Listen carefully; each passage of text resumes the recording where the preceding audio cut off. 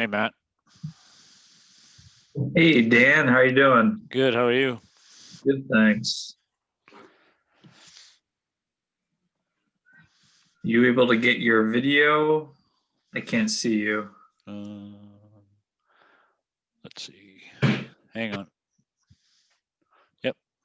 Oh, there you go. There we go. Unless, of course, you were trying to remain Trying to anonymous. hide? No. No. I had it off for work because there's so many on it during meetings. It just kills all the bandwidth. So. Right. And actually, I think the way we set these up is people come in with the video off and muted, so you have to manually put it on. Yeah. Anyway, so you have a nice holidays? Yeah, it was quieter than usual, but it was nice. How about you? Yeah, it was nice. It was, a little different than normal, Yeah. but my kids are at a really great age for Christmas, so Good. they really enjoyed that. Well, that's good. Yeah, you didn't have to worry about running off to somewhere. No, didn't have to go to the in-laws or any of Exactly. Yep. that. I remember those days. So in some ways, it made it a little more simple. Yeah. Yep. Yeah, I'm sure the kids liked it. They got to stay home, play with all this stuff. Right. Becky, are you there? Oh. There she is. Hi, Yes, Becky. I'm here. All right. Hi, Dan. How are you? Good. How are you? Excellent. Thanks. I'm eating. I'm sorry. It's okay. We have to eat sometime. We do. Hi. It's not 6:30 yet. Hi, Michelle.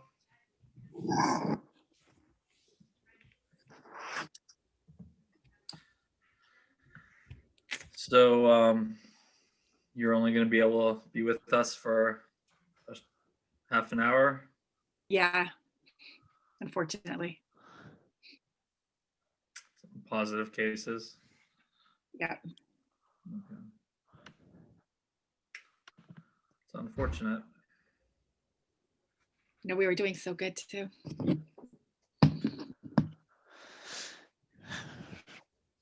It's everywhere. Wow. Hey, Michelle. Hey, Dan. Hi. How you doing? Hey, Jim. Hey, Matt. Jim?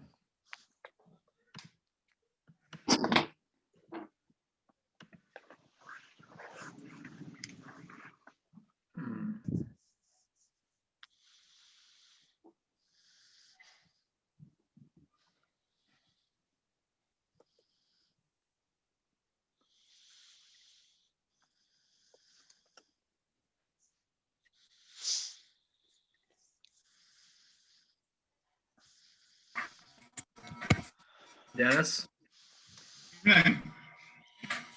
Dennis.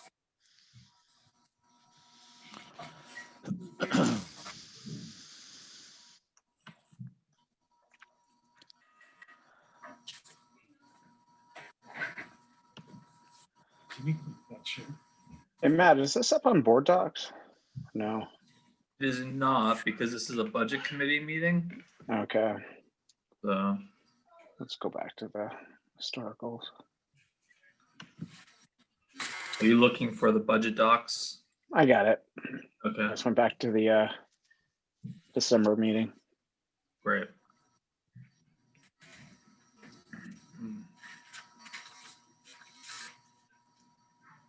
Hey, Dennis. Hey, David. How you doing? Becky, good to see you. Good, thanks. Hi.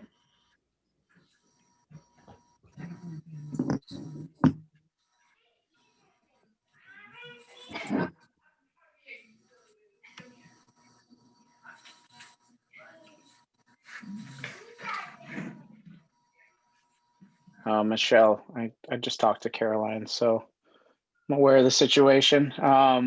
We'll kind of front load everything and go from there, okay? But once we be get through great, thank once we get through the guidance counselor side of things, you can feel free to Okay. Sorry, I log hate to off. do that.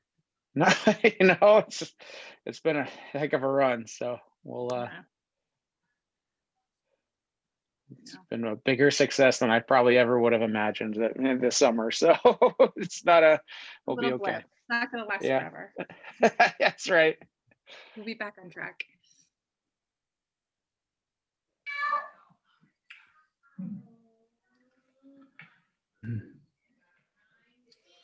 Good evening. Hello.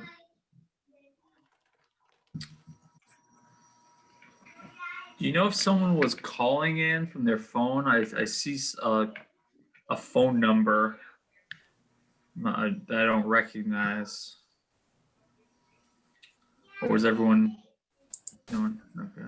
I'm gonna promote this person. I'm assuming they're part of this meeting.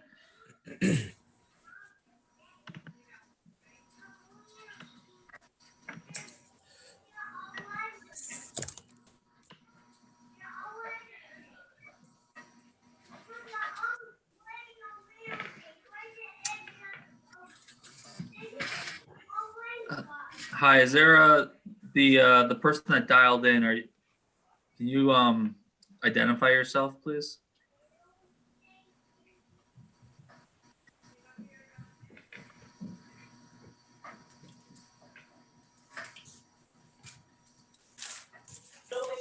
Hey, Matt, it's Pete DiStefano, 19 Woodman Road. I'm just listening. I'm not a participant. Not a problem. We just couldn't tell who it was because there was a phone number. So I'm going to put you back as an attendee. Nice to hear you. How are you doing, Matt? Happy New Year. Thanks. Likewise, Happy New Year.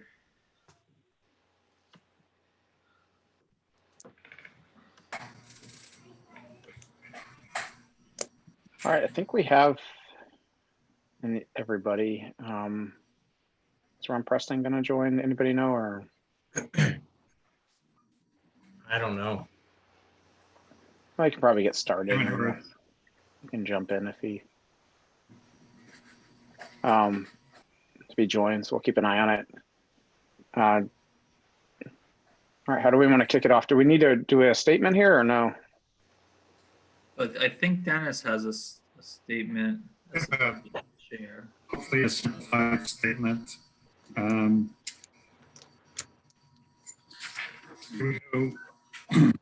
The Budget Committee is authorized to hold this hearing electronically due to the state of emergency declared by the governor as a result of COVID-19 pandemic. No one can participate, observe, or listen to this hearing in person. We're using Zoom for this electronic hearing. All members of the Budget Committee have the ability to communicate during this hearing. All votes will be taken during this hearing by roll call vote. The school board and the public can access this hearing to participate, observe, and listen. The school board and the public can access this hearing to participate, observe, and listen by logging on to Zoom through a computer or dialing the telephone number 1-646-876-9923. The Budget Committee has posted notices of the hearing in the usual 2 posting locations in town. The notice includes Zoom instructions and a telephone number. A similar notice with Zoom instructions and telephone number have been posted on the Barnett School web pages. To find the information, start with upcoming events on sau21.org and follow the links. If anyone has a problem accessing the hearing, please call 603-926-8992, extension 107, or email mferreira@sau21.org during the hearing. In the event the public is unable to access the hearing, it will be adjourned and rescheduled. Let's start the hearing with a roll call of attendance. When each Budget Committee member states their presence, please also state whether there's anyone in the room with you during the hearing. This statement is required under the right to know law. I'll start the roll call. I am present, and Blair will be in and out of listening to the hearing. Dan Mahoney, I'm present and I'm by myself. Bill Hodge, I'm present and by myself. Dennis. Would like to begin a hearing by publicly acknowledging the leadership of Principal Michelle Witt and the teamwork of her teachers and support staff in protecting the students from COVID-19.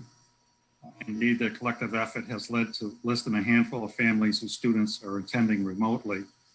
So that's the red statement. I just want to follow up on that and say that the job that you are doing, Michelle, of keeping the community informed of what's going on in school is very important, and I encourage you to continue doing so. I noticed that you had posted, published in today's, at least I received it today, the town crier. You gave us sort of a status report on what's happening with the remote versus in-person learning at the school. So, the school needs to keep the taxpayers as well as the parents involved in what's going on in school, important decision. And on that note, I was surprised to hear the other night that the school board has negotiated a very favorable tuition agreement with Winnicott. If I'm surprised about that development, I am sure that the vast majority of non-parents in town also are unaware of that. I just think the school needs to keep the entire community informed of not every development that it would be interested in parents, but certainly financial developments such as the Winnicott tuition agreement. Having said that, I would like now to begin the hearing with SAU Business Administrator Matt Farrar to present a summary of the school budget. Thank you, Dennis. Thank you, Dennis. And that's a very good suggestion in regard to the tuition agreement. We will absolutely include that in our next correspondence with the town. That should be public. That was that is a real benefit to the Southampton community, both for a choice for our students and our families, but also certainly beneficial from a fiscal standpoint to the taxpayers. So thank you for that suggestion. I just want to note that Michelle will only be with us for approximately half an hour this evening. She has a quarantine issue that needs to reach out to families this evening, so she will only be able to attend for the first 30 minutes. So with that being said, I think it's prudent to address the guidance counselor position, as that is, I think will be the primary focus of this this budget discussion. So as I know you've all spent some good time on this budget, and I understand. I'm confident that you all can see the hard work that Michelle and her leadership team put into this budget. There's cuts across the board or level funding.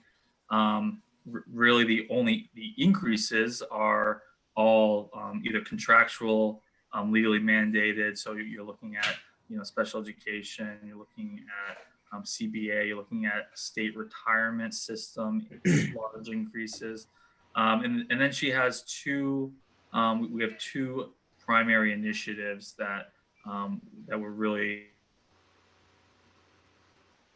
That's social emotional learning, and really the guidance counselor is a big portion of that, and it's curriculum through our math programming, our new math programming that we're looking to institute.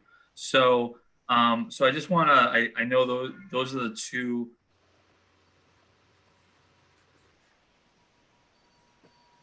Uh-oh. I think we lost them. Yeah. Sorry, I'll pick it up there. Those are the two, as we talked about last Monday. Oh, we get Matt back. Oh, did you lose me? Yeah. There we go. You froze Give for me a a nice minute, Matt. freeze frame. Oh, sorry about that. So I was just saying that the delta between the default budget and our proposed operating budget is approximately $63,000, which is the guidance counselor position, essentially, that cost component. Looks like we lost Dennis as well. It looks like he's coming back though. Dennis, can you hear us? Hi, Dennis, you're back? Yes, I am. Listen, All right. Matt, I'm on a Wi-Fi. It's got a bad connection. So what I'm going to do is I'm going to leave the video on and dial in. Okay. We'll, I guess we'll give you a second to do so. But you can go ahead. I can hear what's going on. Okay, great. So really our primary focus for this budget is the guidance counselor position. It's when Dr.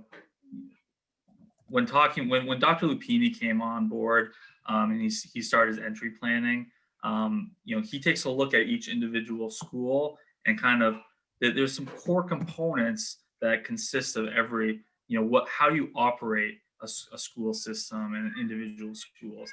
And one of those building blocks, just basics that the essential to be able to run a school is a guidance counselor.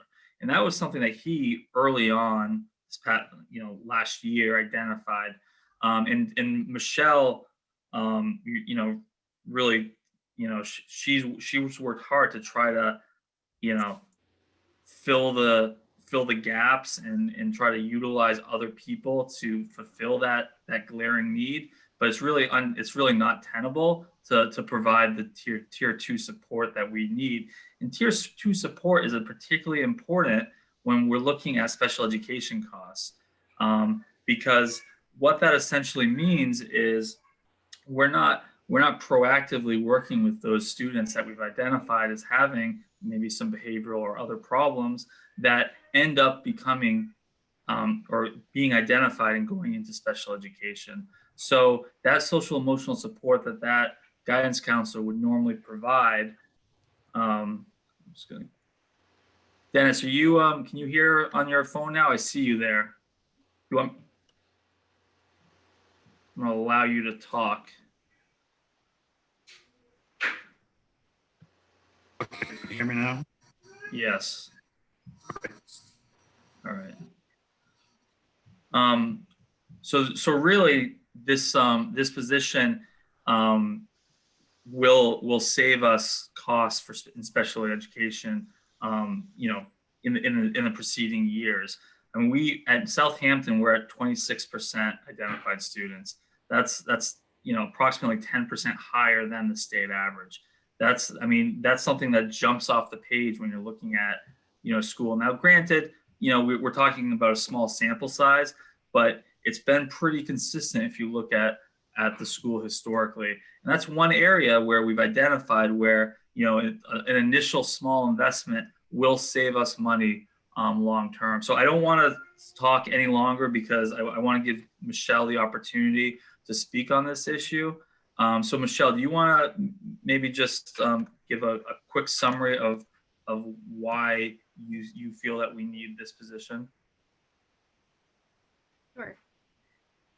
I think, as Matt was saying, it is a foundation that needs to be in place in every school.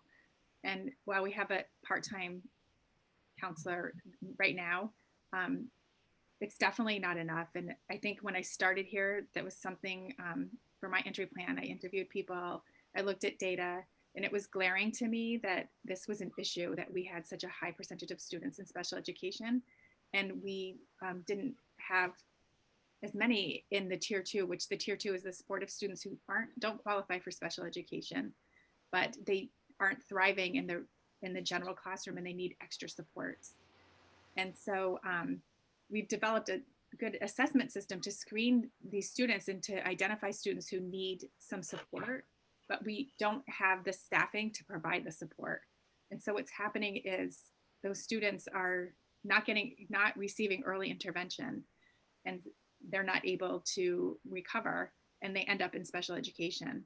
And I think if we invest now to provide those interventions early on, I think you'll definitely see a reduction in students that are identified for special education. And I think that will definitely make a difference in the future. And I think this is a need, as some people have said, is this just because of the pandemic? But this is a need that was here before the pandemic. And the pandemic is here and we're dealing with it, and we're going to be cleaning up the mess from the pandemic for years to come. And I think it just exacerbates the need to have this full-time counselor.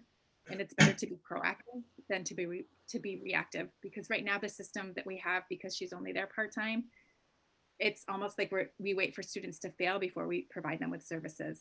And if we provided the intervention early on, it would save them from failing. I don't know if anybody has any questions.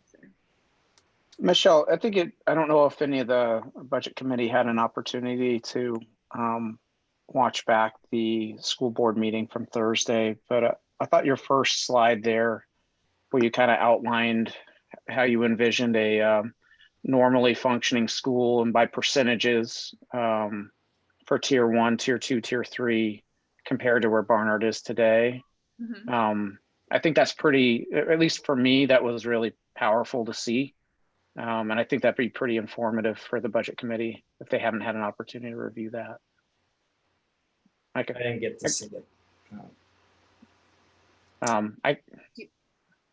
You want to run through? Is that what you want me to say? Is that what you want? Yeah, I think even if you have an opportunity, I mean, I don't know if you have it available, but that one alone I think it hits the nail on the head right away. It kind of hits you over the head. Sure. Just give me 1 second to pull it up. Yeah.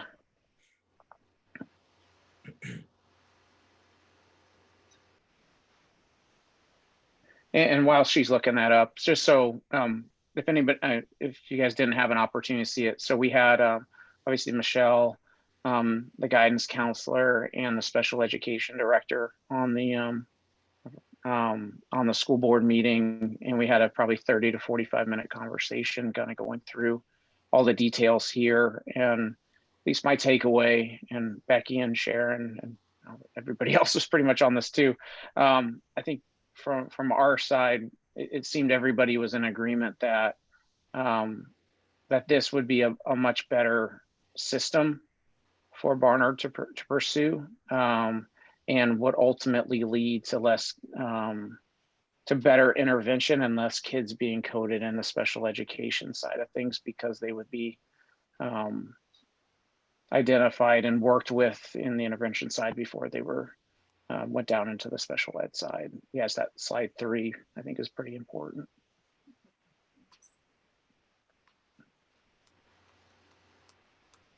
So if you look at this image on the left, this is effective schools have tiered instruction in their schools.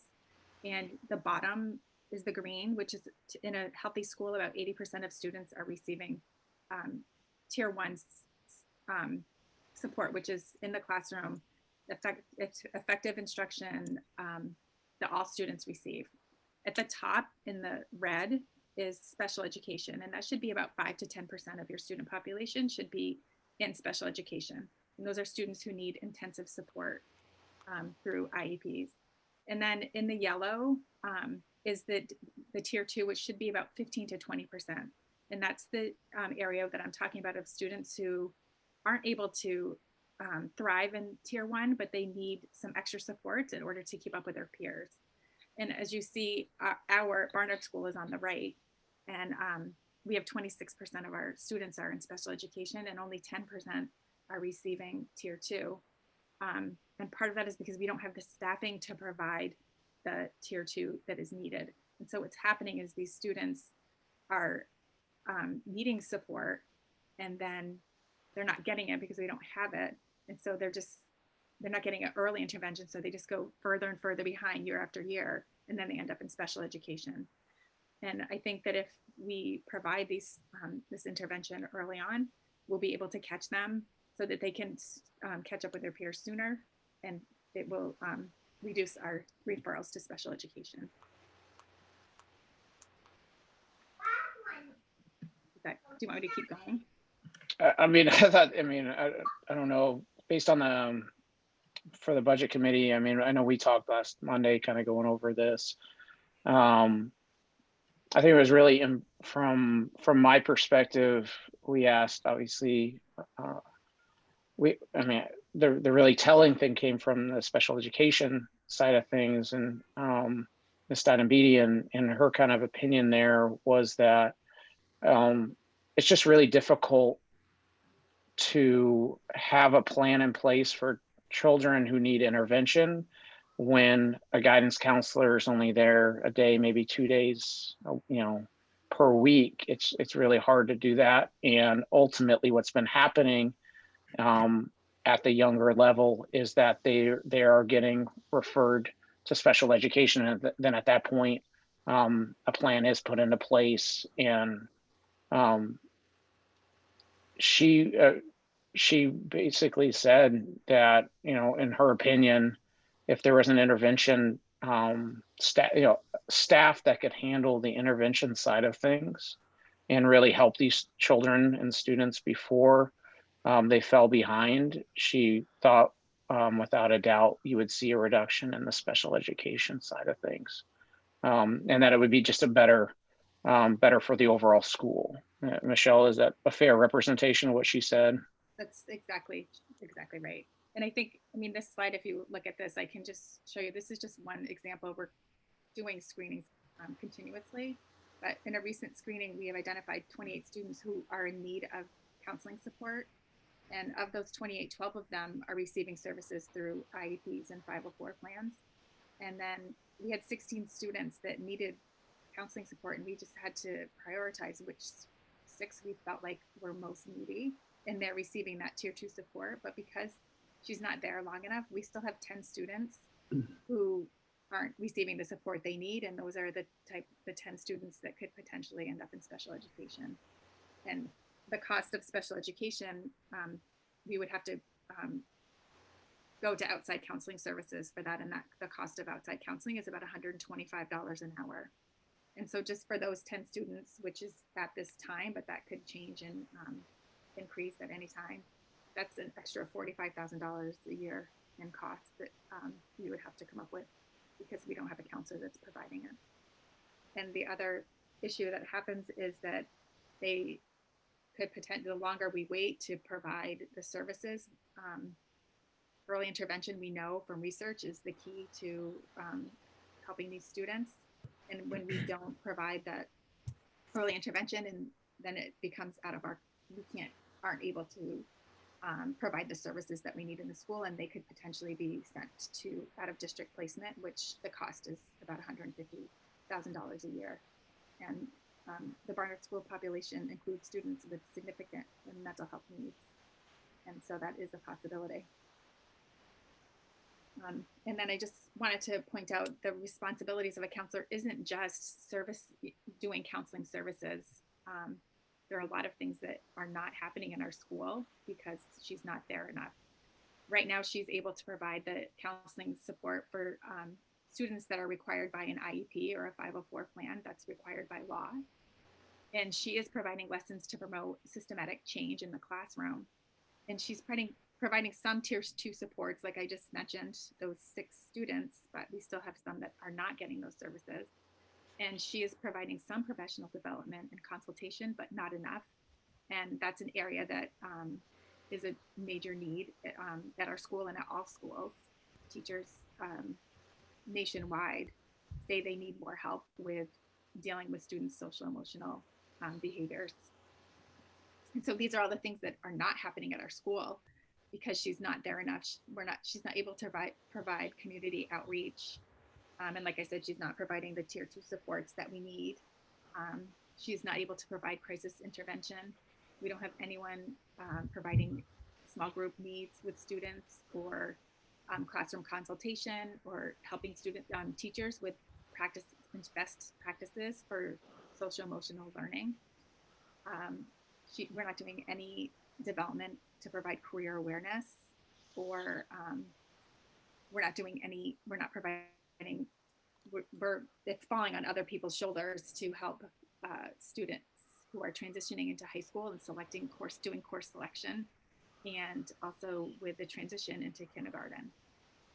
And so the problem with this is that it's falling on other people, and it's falling on teachers, and teachers are getting really overwhelmed. We have to be aware that the New Hampshire suicide rate increased 48.3% before the pandemic. That's something that we really need to be cognizant of. We know that children are coming to our schools, and not just Southampton, not just New Hampshire, but nationwide, students are coming to our schools with significant social emotional needs, and we have to be prepared to address them. And so, like I said at the last meeting, we know that in a small school we have to wear many hats, and we're fine with that. And I mentioned, we're often plunging toilets and cleaning sinks and doing all kinds of things, and that's fine because there's no expertise involved in that. But where I have the problem is when we're asking people who aren't qualified to take care of students' mental health. That's not really acceptable. And so that's really where the need is coming from. And Michelle, like one of the questions that was asked last week, and I asked you this on Thursday as well, but would be, how would you measure and kind of quantify if this is a success or not, if this were to move forward? Sure. So I think for one thing, we would see a decrease in referrals to special education, and we should see an increase in early intervention, which would eventually lead to more students being in tier 1 in the classroom. We would have qualitative data of students who have improved mental health, and I think that's immeasurable, really. That's invaluable.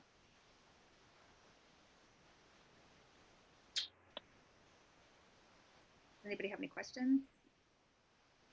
I have a question.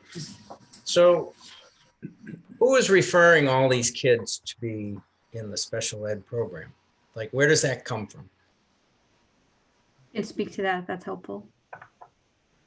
Hi, everybody. I'm Caroline Eric-Killian. I didn't get a second to introduce myself. I'm the interim superintendent, but I was the director of special services coming from special education.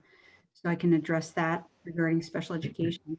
So anyone can make a referral to special education to initiate the process. So it can be a teacher, or it can be a parent who notices that a student is not having progress, and they notify the special education department, and then that department is required to schedule a disposition of referral meeting within 10 days.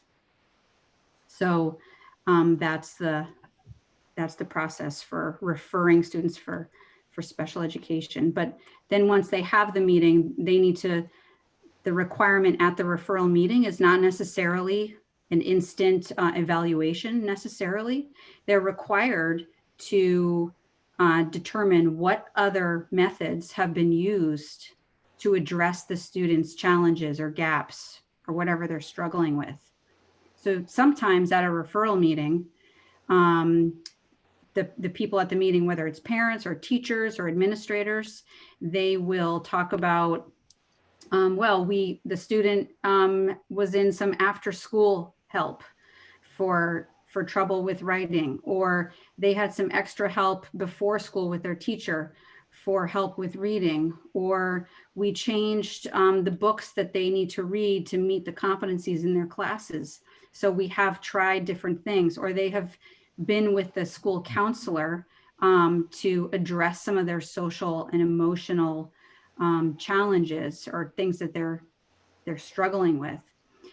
If at the meeting there aren't those services available, then the team has no choice but to evaluate, because they don't have other methods to work with the student.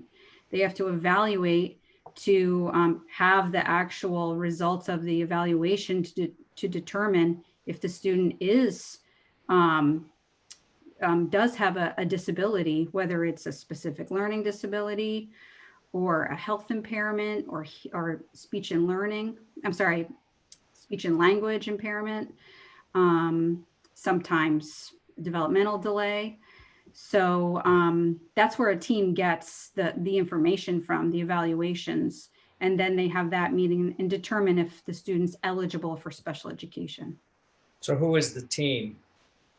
The team members is required to be, the LEA is the licensed educational agent, which at Southampton and most schools is the director of special education. The parent is required to be at the meeting. They need to give us permission to hold the meeting. So they would be at the meeting, or the guardian if it's not a parent. A regular education teacher is required to be at the meeting. And then anyone else who can speak about the student. So sometimes it's school counselor, sometimes it's an assistant principal or an additional teacher. Sometimes it's the school psychologist, because that person is an expert in evaluations and next steps as far as eligibility. That's who the team is. So why is it that we're so far above the average? It's a good question. I think part of Bernard's piece, as far as over identifying, is that when there's a lack of support for students in regular education, sometimes, to put it frankly, the only game in town is special education in order to get the services.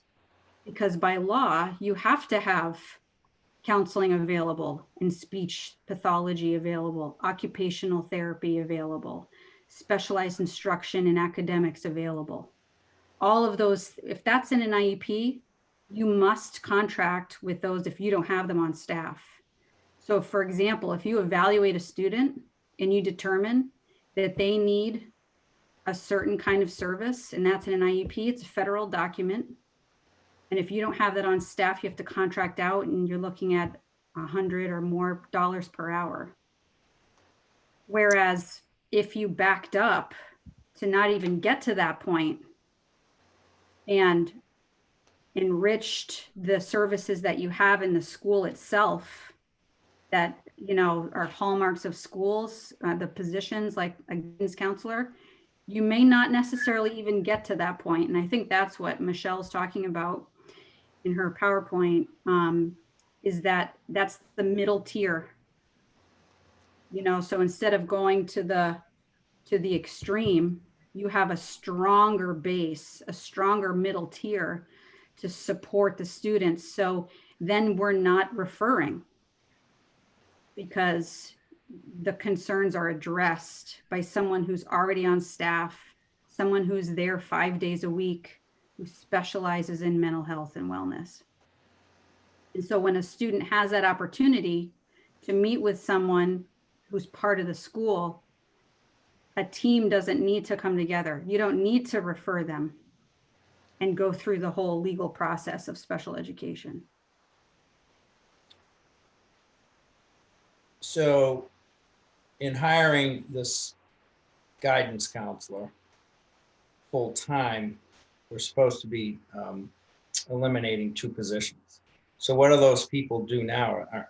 Is that saying that they're doing the job, filling in for the extra hours that the guidance counselor is doing, and so we're not going to need those? No, so that issue is that we have students with these needs, these behavioral needs and social emotional needs, and we have these educational associates who are paid less. It's a cheaper way to go, and they're essentially just putting band-aids on the problems. And I think it's better if we have a qualified counselor providing the services that these students need, because in the end, it'll save us money. So is the counselor also part of that team when they get together? They could be. They could be. They could be. So if the student is, if their most prominent issue is a mental health issue or emotional or behavioral issue, the counselor is the person with that expertise. So that's who you'd invite to the meeting. Whereas if there's a speech issue, so if they have an articulation or speech disorder, then the speech and language pathologist is the person you invite to the meeting, for example.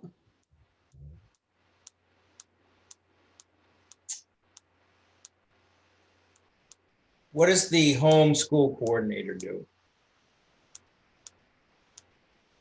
So the homeschool coordinator will is sort of the liaison for families and students who need support, families who may need support with their children and they need help at home. That she's the liaison between the school and the home. With- Michelle is, oh, sorry. Michelle, is that like behavioral modification, Yeah. that kind of support? So it's helpful, whatever the strategies that you're doing in the school, to help to transfer that over to the home as well.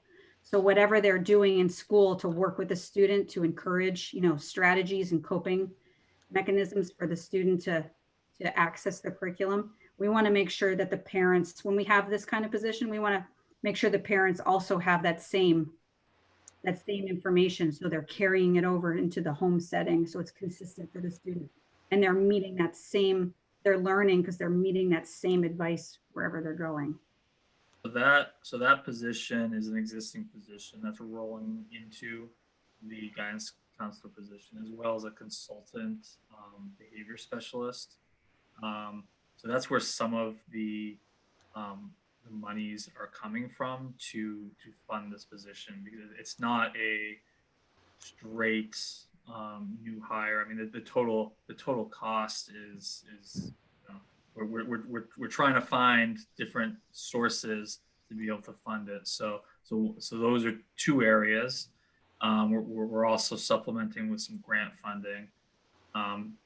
So we're trying to look at all possibilities to try to make this work, because it's really, we really feel like it's, as Caroline and Michelle stated, it's extremely beneficial to the school, and ultimately the school responsible.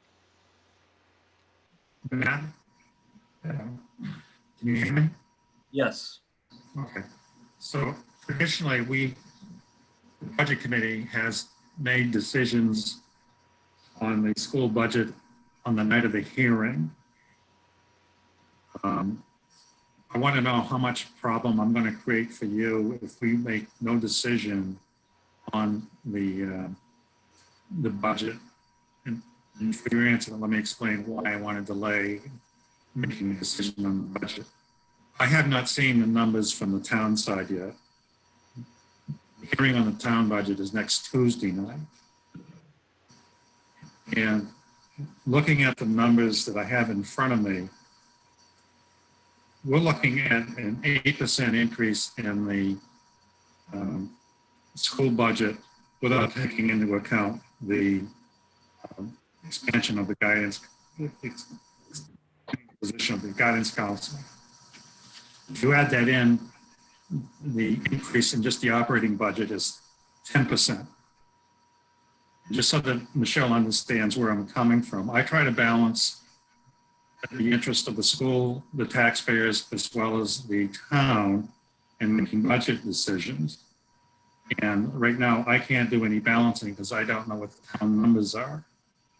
What I can tell you, Michelle, is that if I'm looking at a tax increase over 8%, I'm going to, either the night the budget committee gets together and make decisions on the budget, or I'm going to make a motion at the school district deliberative session to reduce the budget. So, and the only thing the budget committee can effectively reduce in this budget because of the default rules is this guidance council position.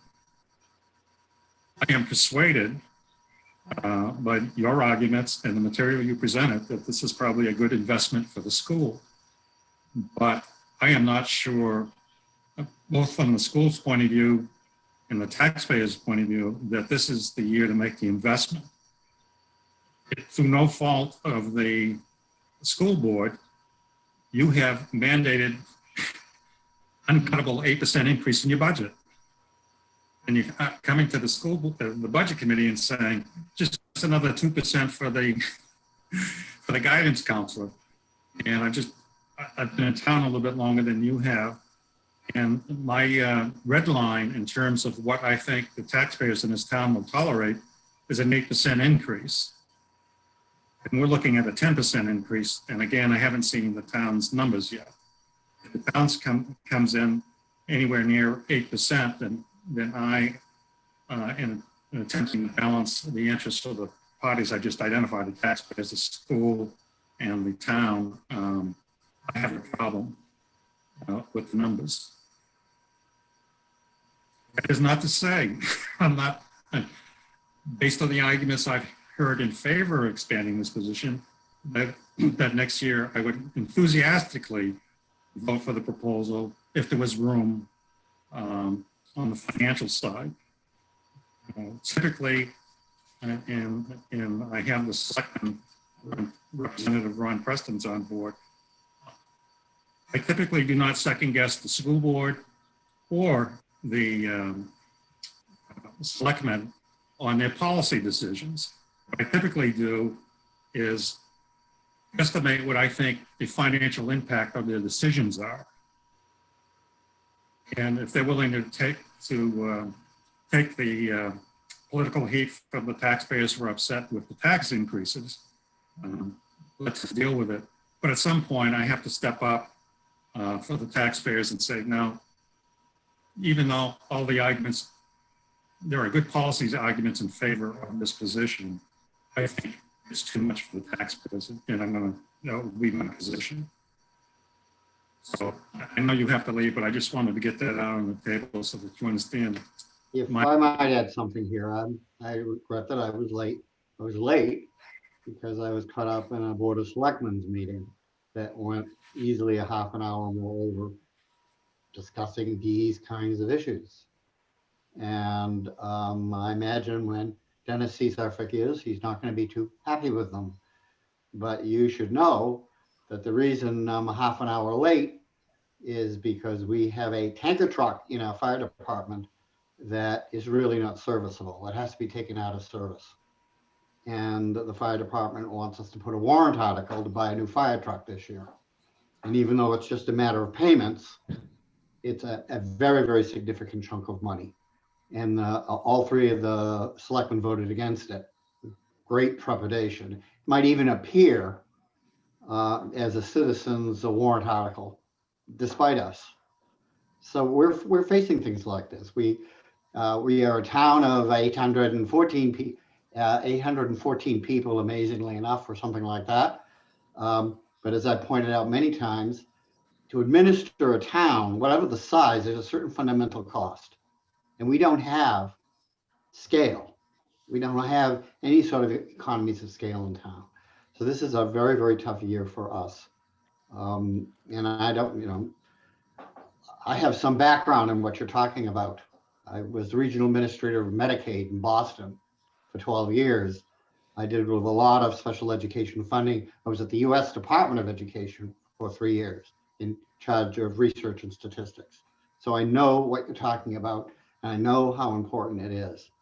But we're facing a situation where we might not even be able to fund certain critical public safety equipment in our town. And you come in with a default, just as Dennis said, you come in with a default budget where certain, the union did this and this requirement and that requirement, and there's no margin with any of that to do anything about any of that. And we're on this very difficult issue of special education.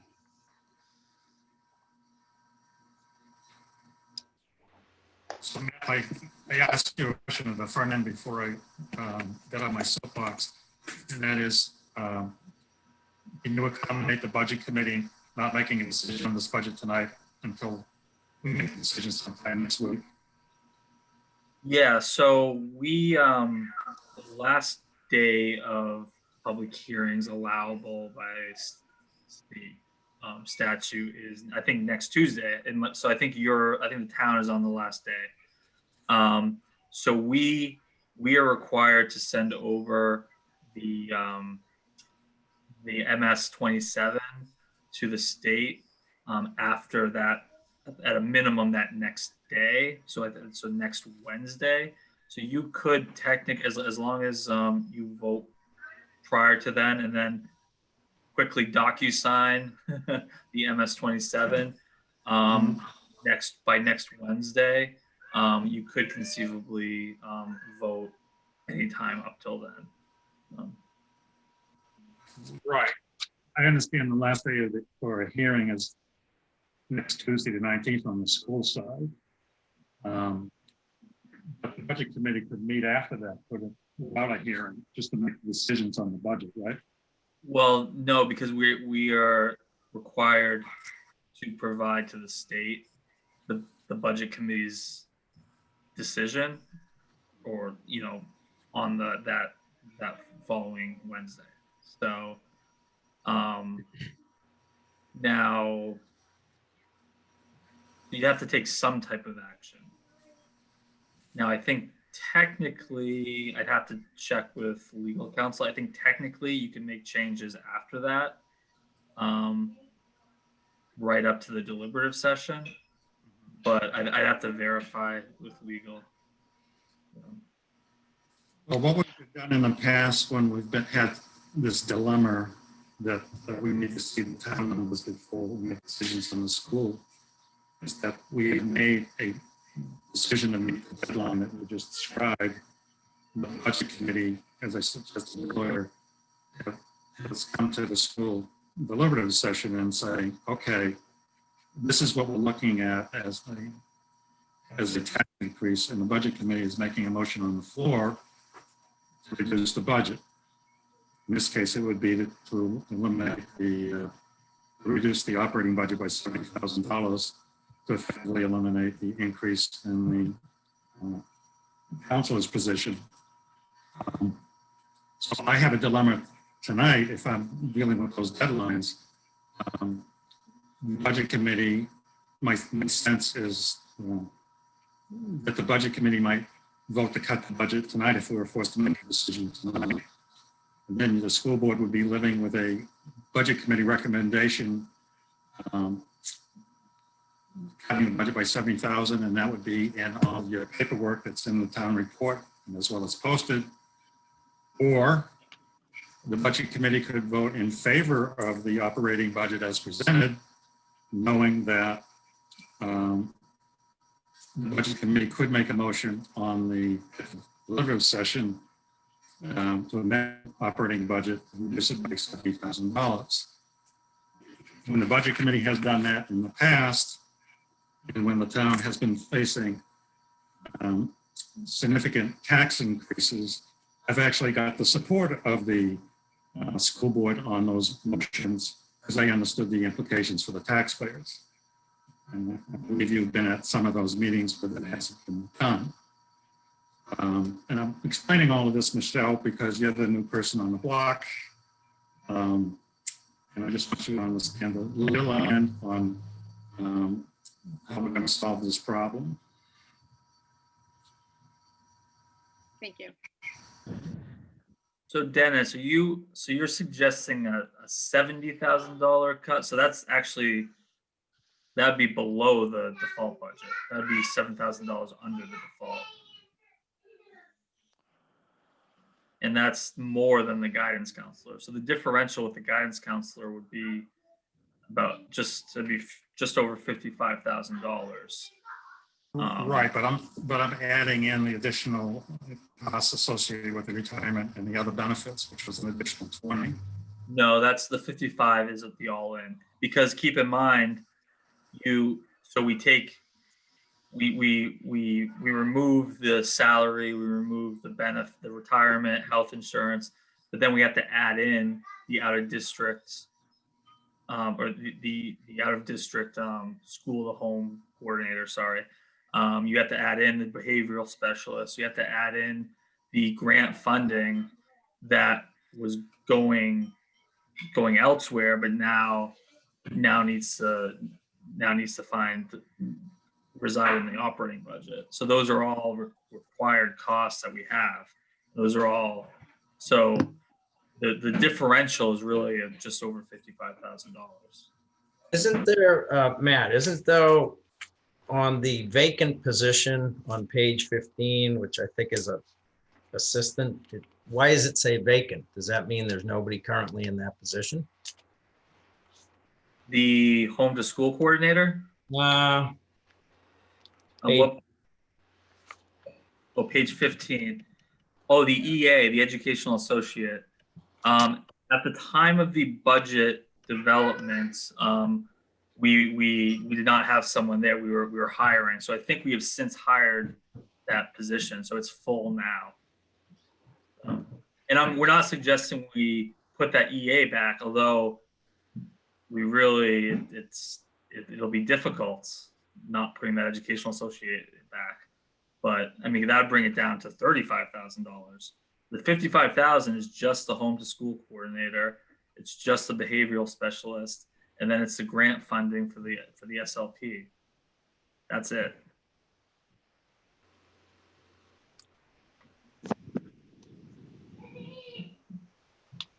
So just coming from my perspective, I just wanted you guys to hear this part out. And, I think when we look at this line item within our school budget, it's been a true source of difficulty over a number of years. I think this is the first time that I've seen a plan put in place which will help address that. And I understand taxes and percentages and increases. I fully understand that and the difficulty associated with it. But to come at it as an approach of, well, it's not good this year and we're just going to punt on it,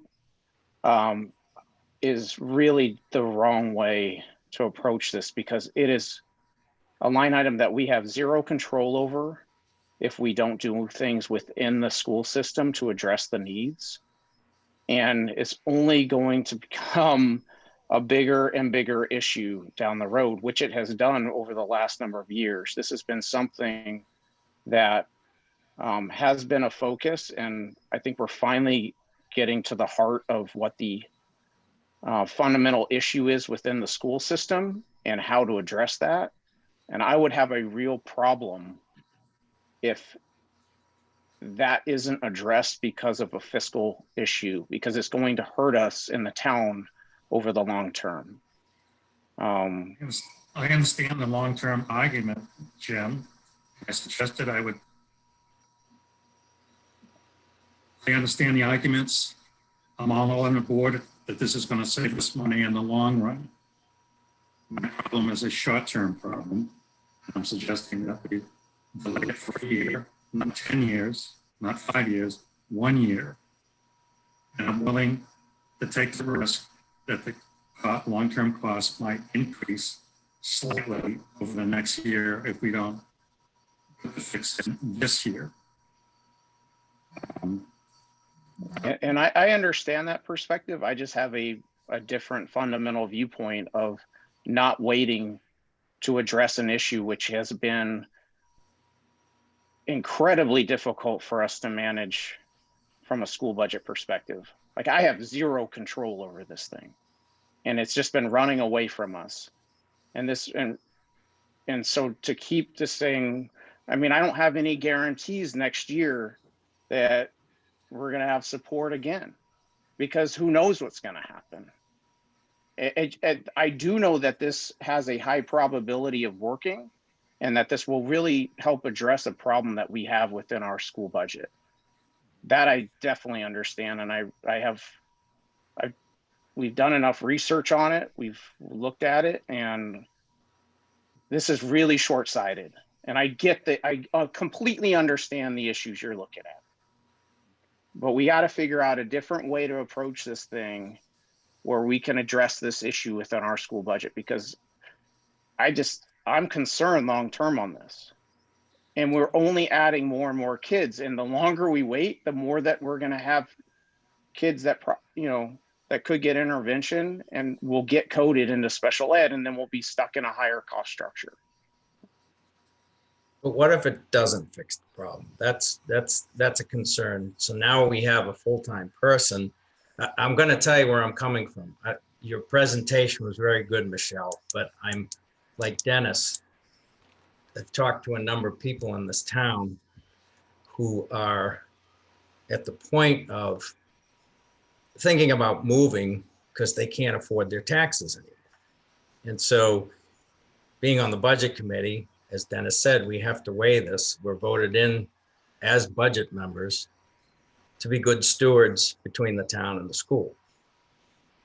So one of the questions that, and it's a question I had, but several people have asked me, what guarantees that once we get, I'll tell you what a big concern of people is, and this has happened in this school system, because I've been on this committee a long time, is once somebody gets in full time, that's it, and never out. And they said, we're stuck with that cost, even though the problem, whatever it was, has gone away. And I'll give you another example of people that have talked to me this week. We have a full-time school nurse. We had a school nurse 1 day a week. We hired a full-time school nurse because somebody had diabetes. That person is long gone. We still have a full-time school nurse. That's a good point. We would not be able to open the school without a full-time school nurse. Period. Since Can't do it when? since the pandemic. Like, you cannot do it. Okay. And we probably I'm wouldn't just have saying been able that's- to get, no, it's not even a question. Like, there is, so whoever's looking at that, I understand this was the last full-time position we put in place, right? This was actually before my time, but I remember the debate. Why do we need a full-time school nurse? Well, if we didn't have a school nurse, the school would not open. And then we would have a much bigger problem, right? Okay, Because we have to, that's fine. That's okay. But assuming the pandemic is over, it's a valid question. And when yeah, well, it's yeah, still well, gonna that's a different question, right? But this is a special education issue. This is no, I'm just saying these are the things though that I'm hearing. I'm hearing this from the taxpayers. I understand that, and I'm telling you that we're seeing cost inflation that is tremendous, and we cannot offset that. So every year, I'm going to present a higher and higher default budget because kids continue to get coded in the special education because we cannot provide intervention. So, and every single year that's going to happen, and that has been happening. So this is something that we really do need to address, and we need to figure it out. So Caroline or Michelle, right? So if you go back to Michelle's slide where you showed these 28 students in the 3 different buckets, right? And the 10 on the left, right, that are currently either in a IEP or a 504 plan, right? Right. So short term, is there any short-term recovery possible, right? Like, those people wouldn't be in a 504 if we had a full-time guy. That's the way I looked at the way you bucketed things, right? I know it's virtually impossible to get somebody off an IEP once they're on an IEP, but is there any chance that there's short-term recovery of special ed costs by having the full-time guidance counselor? Or is this definitely, year, 2 year, 3 year down the road? It may not be so much savings, but we're not going to incur. No, I understand that, right? I'm trying to help you by, yes, we could possibly save. Yeah.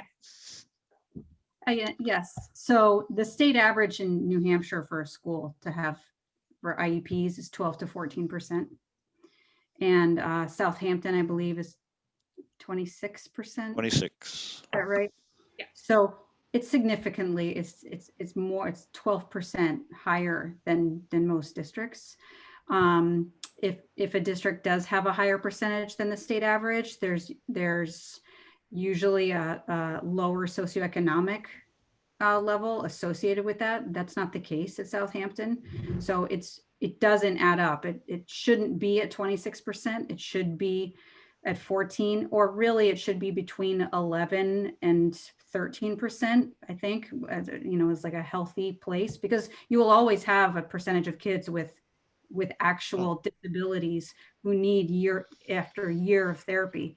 But some students, I think you have about 10% of students on IEPs who wouldn't necessarily have had to go there if there was the treatment in the, in the middle tier in the school. So to your question, that's what we would be looking at instead of,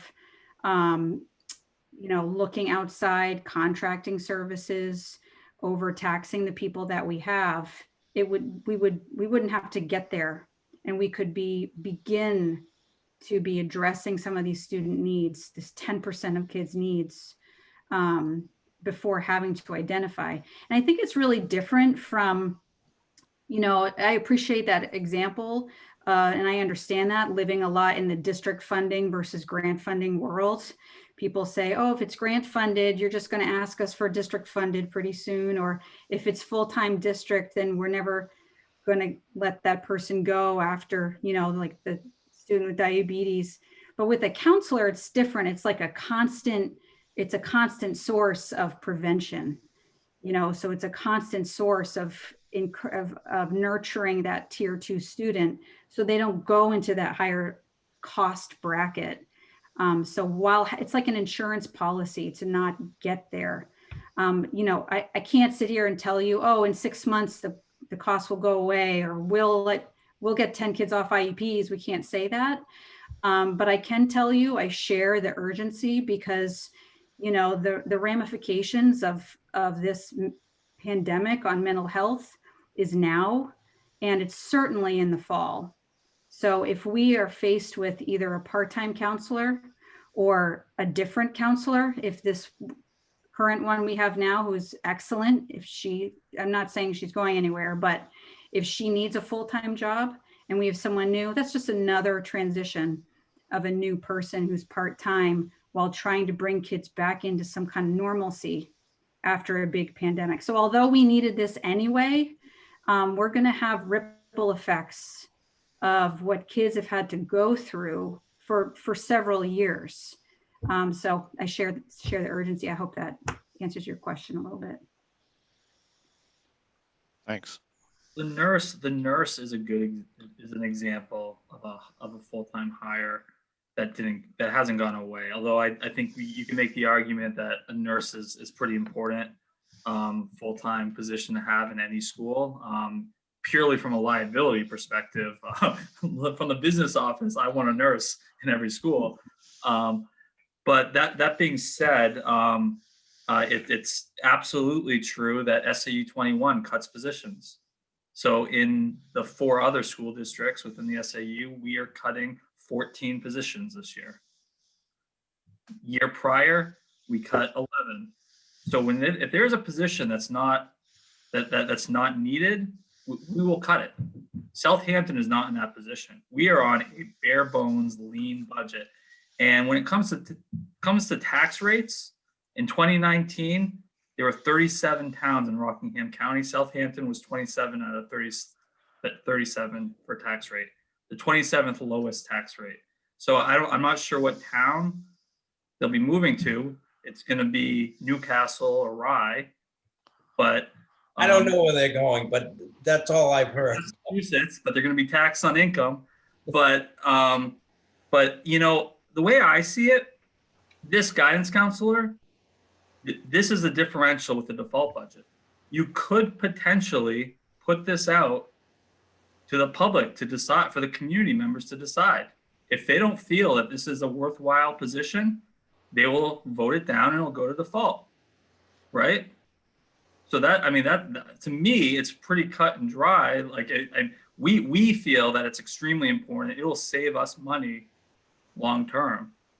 But if the community of Southampton doesn't believe that, they can decide not to vote for the budget. It can go to default, and we won't hire this guidance counselor, right? I'll say we've made some significant investments in special education to try to proactively tackle these issues. Now, at the SAU level, we've consolidated, our model and we added a position, the director of student services, to address these special education costs across the entire SAU. And that position has only been in effect for well, a year and a half, and a year of it has been a pandemic. But even still, that position has already paid for itself. I mean, I'll tell you, I mean, I'll go through the list. When we're talking about Medicaid, that position has you know, we had a third party company that processed our Medicaid. Well, that she eliminated that, trained all our staff. We're doing direct billing. That's saving us 7% on all of our Medicaid costs. That's about $20,000 across the SAU. When we're looking at, you know, ELL, so English as a second language, she identified that as, you know, when we talked about the new model where, hey, we have one district over here with a part-time position, we have another district over here with another part-time position. That's not really cost efficient. Let's consolidate that into one position and save money across the board, and also provide better service. Well, we hired an ESOL teacher SAU wide that saved us $30,000 across the SAU. We have a fantastic full-time ESOL teacher, so we're getting better service and more time for it, and we're with significant savings. When we're looking at special education transportation, all of our districts kind of operated independently. Well, that position took a look at our special education routes and look, hey, you know what, Seabrook's sending a kid up to Rochester, and Hampton Falls is, and Southampton is. Why don't we consolidate our bus routes and put those students on the same bus and save some transportation costs? Southampton hasn't specifically saved on because there's limited out of district placements, but across of our other districts, that's $60,000-$70,000 right off the bat. You know, special education aid. So we get reimbursed from the state for a certain cost for out of district placements over, I think it's $50,000 thereabouts for the threshold. Well, we didn't have a centralized system there where we could focus on that aid, and that position was able to take a look at that, identify some discrepancies and errors, and eliminated that. And now we're increasing our revenue for that special education aid.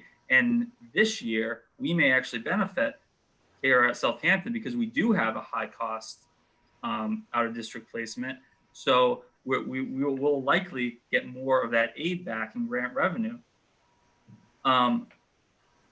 So across the board, we have online evaluations and different like scoring procedures for our special educators. What this position did was standardize that across the entire SAU. So we have a single contract for the entire SAU. That's saving us a couple $1,000s just by doing it SAU wide instead, and creating some consistency, you know, across the SAU instead of having Southampton, you know, fend for themselves and pay a higher rate. That position has created or has won three grants, big grants. $104,000 for McKinney-Vento grant, $20,000 for preschool development grant, and an additional $4,000 for Title III funding. Now these numbers are SAU wide, so Southampton has, you know, a portion of it, but the position itself and the concept of proactively looking at something, you know, special. And granted, this isn't a guidance counselor position at all. I mean, this is a leadership position, but you know, making a real emphasis on special education and looking at where we can create efficiencies, where we can proactively save some money is the concept. And I mean, those items alone is double the salary of that position that we've recognized. Not to mention the increased you know, collaboration between our special education directors, you know, standardizing some of our procedures and the way that we work with our educators and our students, you know, looking at our nurses, creating, consolidating the type of software that we're looking to save on that data entry time that they're spending. Not to mention, you know, looking at, you know, some of, lost my train of thought. In any event, I think you get my point. There's a, you know, it's sometimes it's prudent to invest in some of these initial investments in order to gain you know, savings or revenue down the road. And that's what our thought process is. So, you know, I mean, from my perspective, it makes a whole lot of sense to lay it out. You know, this is what we're trying to, this is why we think this makes sense. And then, you know, let's let the let's see if the community agrees with us. And you know, if they don't want, if they feel that fiscal, you know, the tax rate is going to go up too high, which I understand, 10% is a huge increase, huge. But you know, we feel it's worth it. Let's see if they agree. Well, on that note, refresh my memory, Matt. I don't recall voters rejecting the operating budget in favor of a default budget. Maybe once, but they do not. So I understand your confidence in putting this out to the voters. On the other hand, I don't recall there being such a discrepancy between the default budget and the operating budget. It's $63,000. Yes. The risk of that happening, I think, is much greater than it has in the past, where the margin between the default and the operating budget's been with $3,000. The school board, to its credit, current as well as predecessors, has done a good job managing their budget, and I think the taxpayers recognize it. I do. So Dennis, it actually happened once, and the default budget was more than the operating budget, if you can believe that. Last year, our Are you saying the taxpayers were irrational? No, is when it was shortly after we went to SB2, and they just went and voted no. They never even looked. Yeah. So, and that's another factor that I think the school board needs to weigh.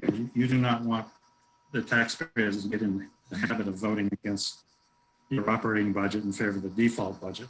You have a strong history, as I indicated, of them supporting your operating budget. That's because your operating budget has been fairly close to the default budget.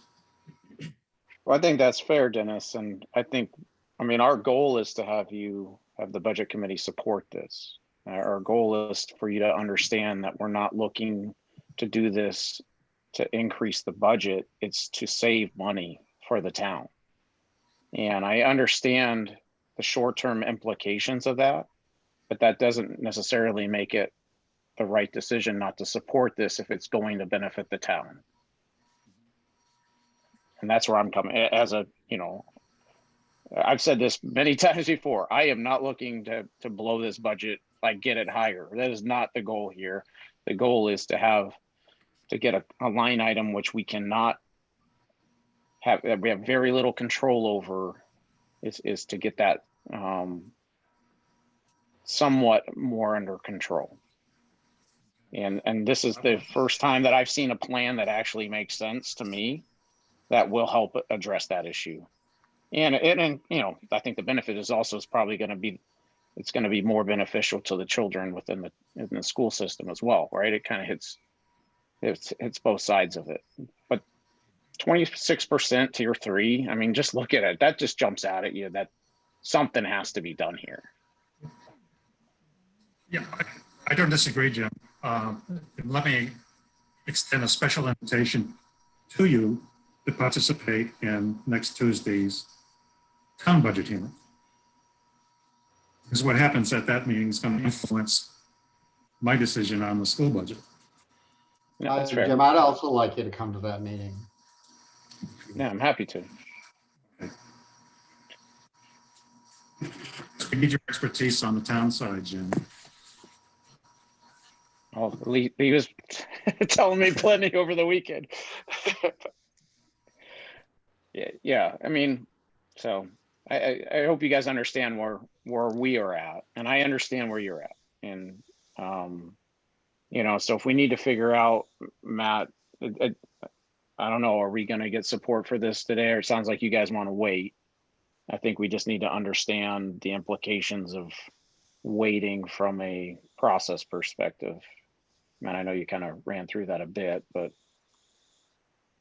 Yeah, I think, so I agree. I do think that you've, made it kind of made a decision that after the public hearing and made some emotion at the deliberative in the past, as I recall, and that's certainly an option.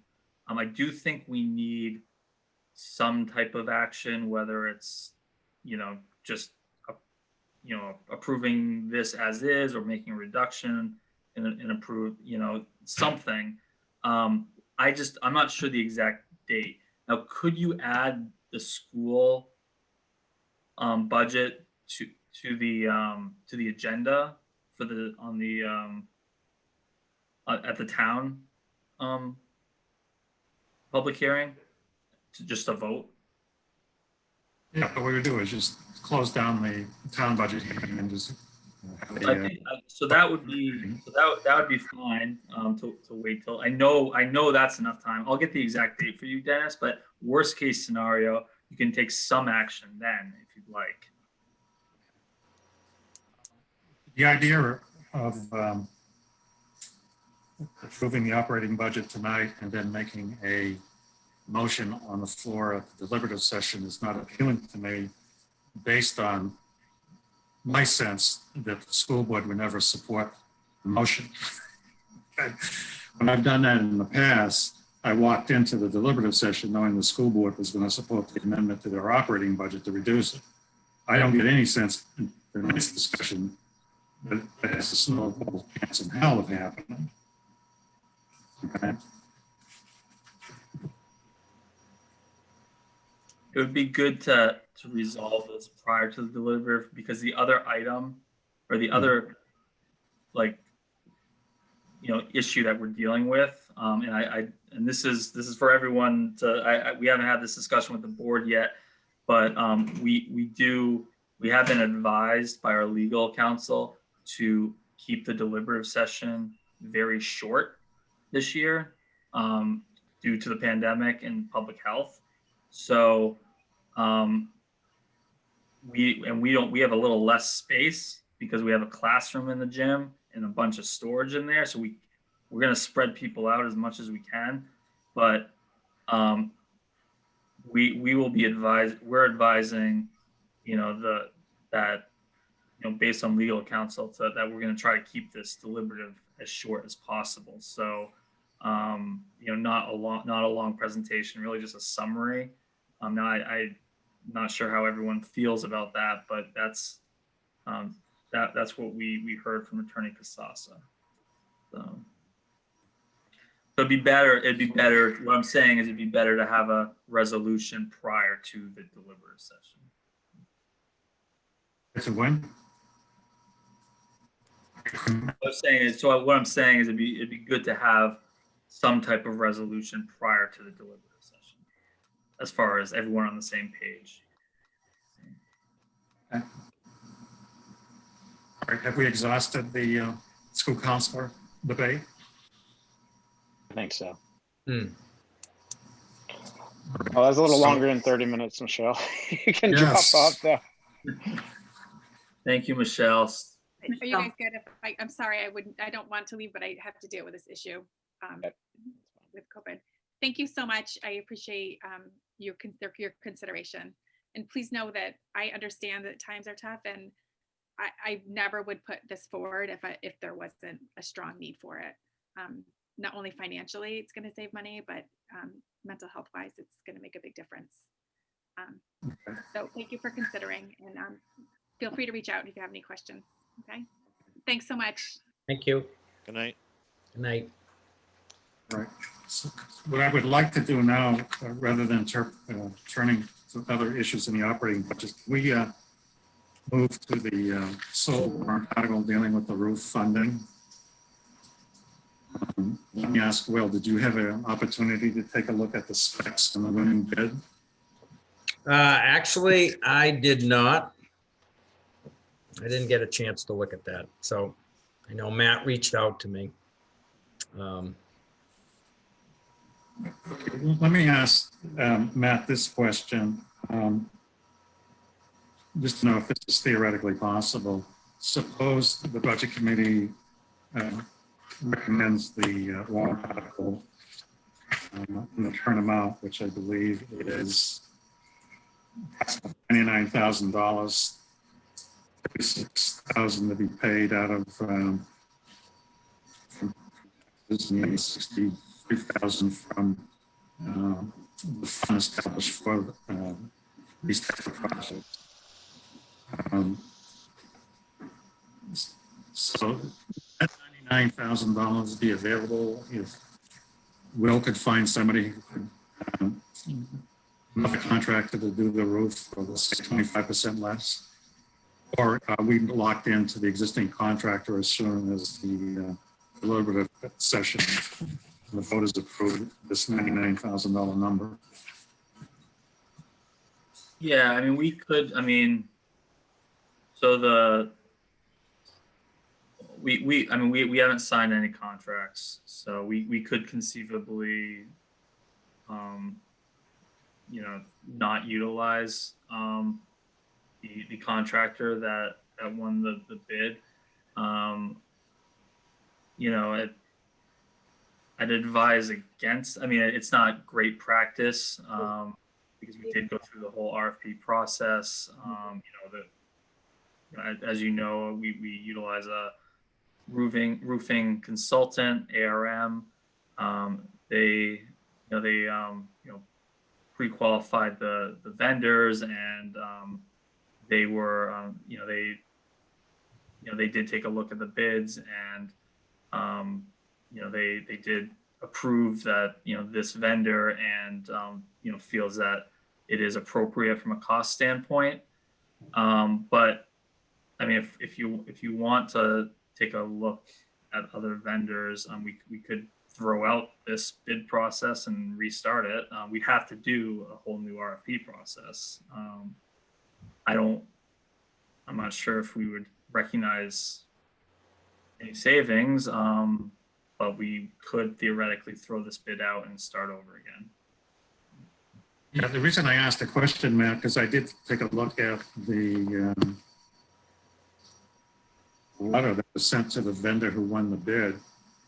And the letter suggested the only contingency was the approval by the school district meeting, which sounded like we were locked in as soon as the school district meeting approved the $99,000 appropriation. Yeah, I mean, I hate to. So we awarded it contingent upon, passage by the voters. I think we'd still have wiggle room to get out. I mean, it would put us in a kind of a tough situation, particularly with these vendors that we've worked with before, and we've utilized this roofing company for other projects. I'd hate to do that.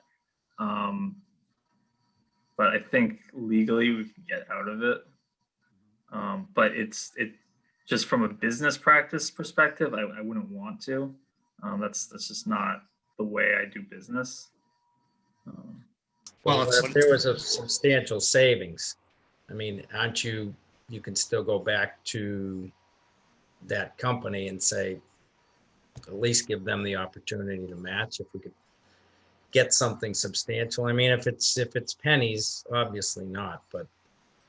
So Matt, how much did we spend through the whole bidding process? For the consultant? Yep. So the consultant, I think, was $5,000. That also includes construction management. So they would be overseeing the actual project. So they developed the specs. There's a 138-page, document with specifications, the RFP. They qualified all the bidders, and then evaluated the bidders for us. So. This is a company that we've worked with in the past. We've been very happy with their results. So I just wanted to know how much we spent, because if we have to go do it again, we're going to spend it again. Yeah, I mean, it'd be another $5,000. So, well, it wouldn't be a full $5,000. It'd probably be, like, Yep. $4,000 or something. Okay. There's no doubt that the roof needs to be repaired this year, right?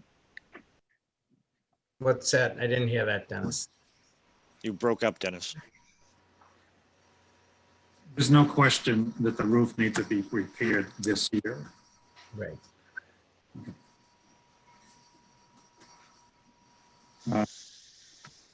Okay.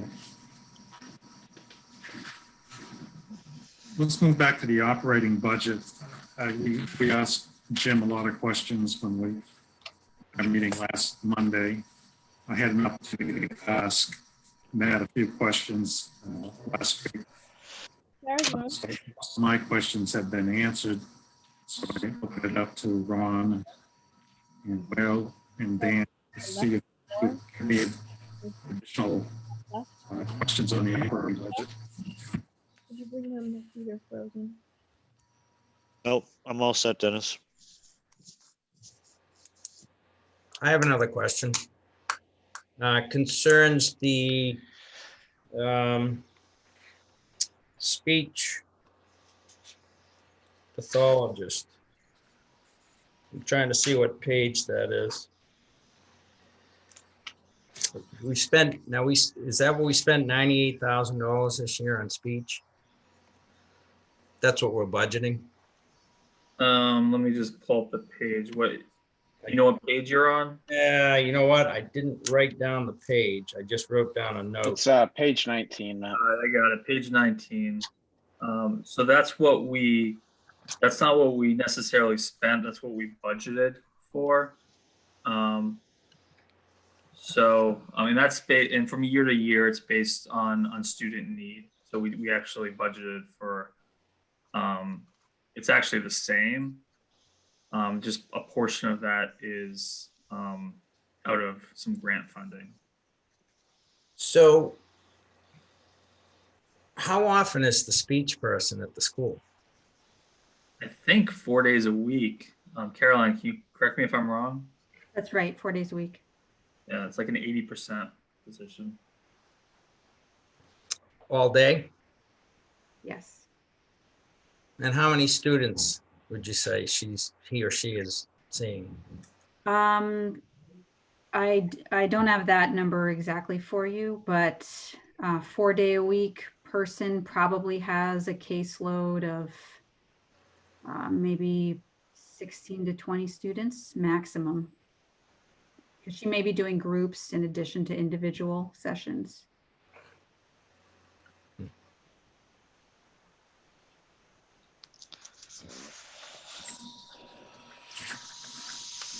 So that position is right at the kind of the inflection point of determining whether you want to hire them as a contracted service, which is like an outside vendor. So that's what we currently have, or hire them in-house as a payrolled position.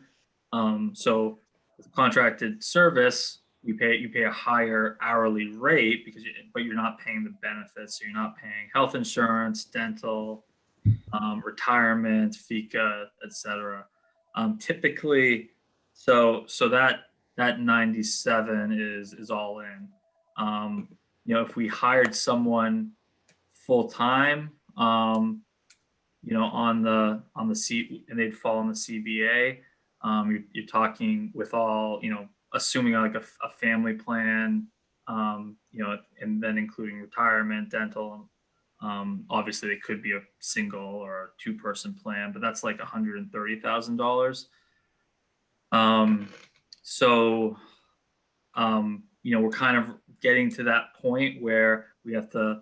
We're not there yet, but you have to have that discussion as to whether it makes more sense to hire them or contract out. So they haven't reached that point yet.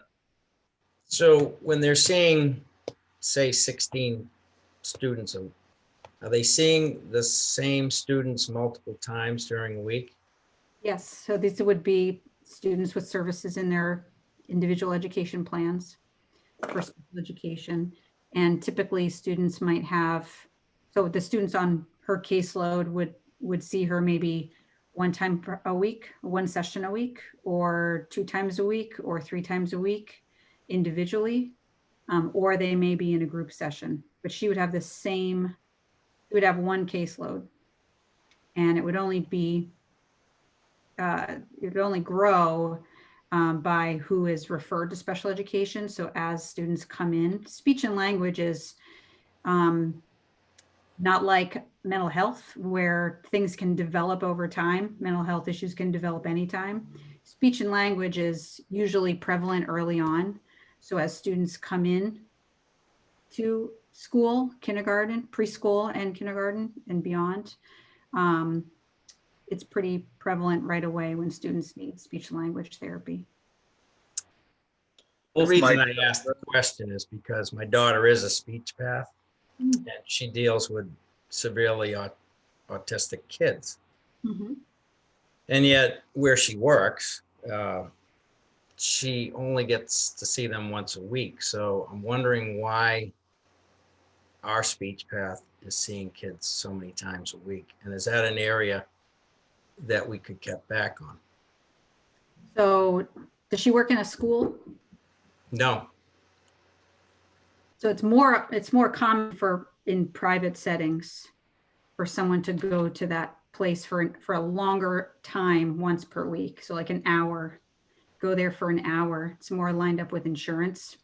So they go there for an hour a week or 2 times a week per hour. Whereas at school, we have more access to kids. So it can be more beneficial for kids to have a shorter session with higher frequency. So rather than a 1 hour per week to go in, it's preferential for the student to go in maybe on Tuesday and Thursday, half an hour each time, or even 15 minutes each time. But it depends on the student. And those would be per special ed requirements and IEPs that we can't cut back on, we're required to fulfill.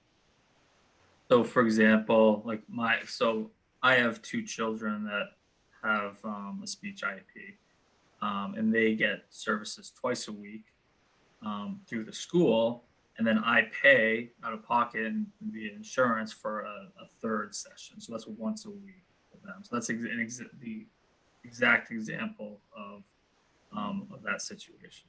So it's I had a child. session. So, I had a child do the same thing at Barnard. I think it was about 2 times a week in school. We did a supplementary one where we paid out of pocket for a longer session. It lasted about 18 months to 2 years, somewhere in that range. And then she came off it.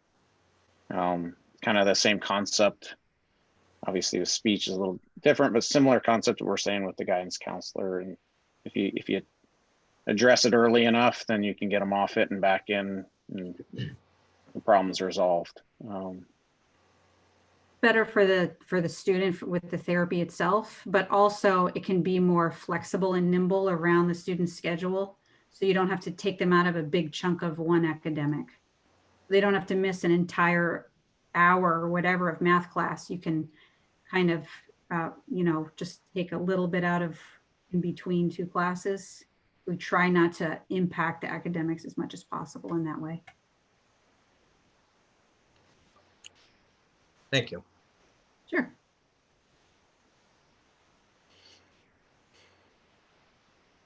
Are there any other questions? One more. We're done? All right. So I will post a notice for the budget committee to have a meeting following the hearing on the town budget next Tuesday night. And we will make a decision with regard to the school budget that evening. Okay. So Dennis, will you be voting on both the operating budget and the warrant article at that point? Right. I neglected to mention, I'm sorry, one more item in regard to the deliberative session. So just so the board members know, we have a school board meeting that night as well. So we're going to have that via Zoom. from 5:30 to 6:30, and then go into the deliberative session in person at 7. So we have to do it in person, but we're going to maintain the school board meeting via Zoom. I just wanted to let everyone know on this because I'm sure all of you are interested in those meetings, and we'll send out emails and notice everyone. But I just want you to be aware that that's our plan, and then to try to keep the deliberative session, essentially reading the warrant, a quick summary, open it up to the public for their input, and then vote. So that's the advisement that we've received from legal. What's the date of that deliberative session? That is February 3rd. It's Wednesday, February 3rd. All right. Okay. Dennis, what time are we starting the town? 6:30. Okay. That's Tuesday, Dennis? That's right. We couldn't do it on Monday because of the holiday. Oh, yeah, that's right. Okay. Well, listen, I thank everybody for participating. And we'll see what we can do to solve the problem. Thank you very much. Thank you very Thank much. you. Thank you. Thank you. Good night. Thanks, everyone. Thank you all. Have a good night. You.